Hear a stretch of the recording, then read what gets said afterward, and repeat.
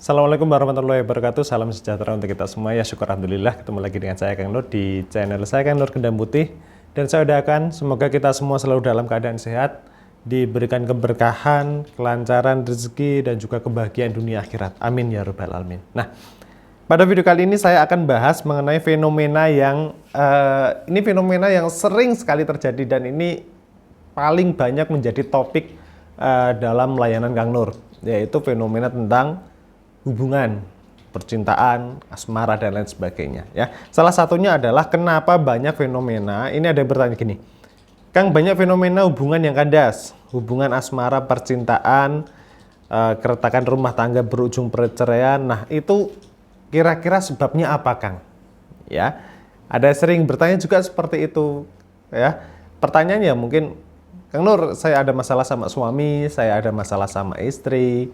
Ya, kita ujung-ujungnya juga mengarahnya ke perceraian. Nah, itu sebab yang paling umum adalah hal-hal yang seperti itu ya. Maksud saya adalah itu penyakit yang paling umum sering terjadi. Nah, saya ingin bahas kenapa kok fenomena seperti itu sering sekali terjadi ya. Saya sudah merangkum beberapa alasan ya. Saya sudah merangkum beberapa alasan yang sering saya temui kasus di lapangan kenapa kok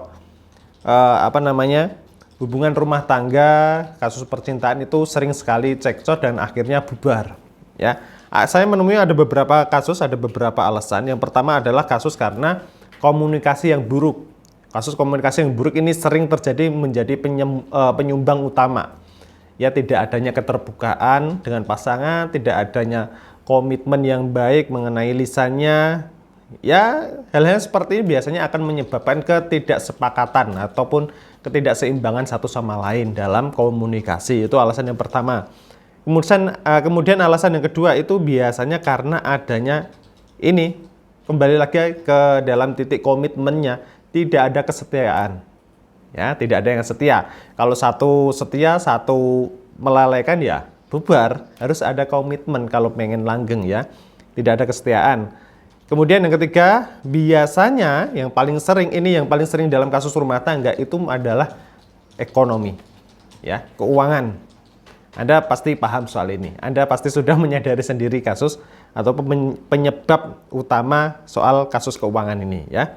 Kemudian yang keempat, itu biasanya yang sering saya temui adalah adanya perbedaan dalam tujuan hidup, komitmennya hidup, ya itu berbeda. Yang suami menginginkan komitmen ataupun menginginkan tujuan hidup yang mengarah ke misal sisi keilahi ya, yang istri lebih mengarah mengejar dunia terus. Jadi ini tujuannya kan berbeda.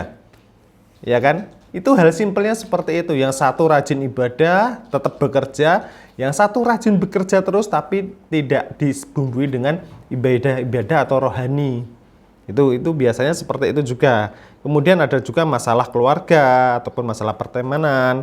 Kemudian yang sering terjadi penyebabnya adalah perbedaan dalam gaya hidup ya. Kalau si A punya gaya hidup yang glamor, si B juga ingin mengikuti gaya hidup yang glamor tapi tidak bisa menututi ataupun tidak bisa mengikuti gaya hidup si A. Akhirnya apa? Hutang sana sini ya. Akhirnya timbullah dalam kasus kekurangan keuangan ataupun kekurangan ekonomi itu tadi ya.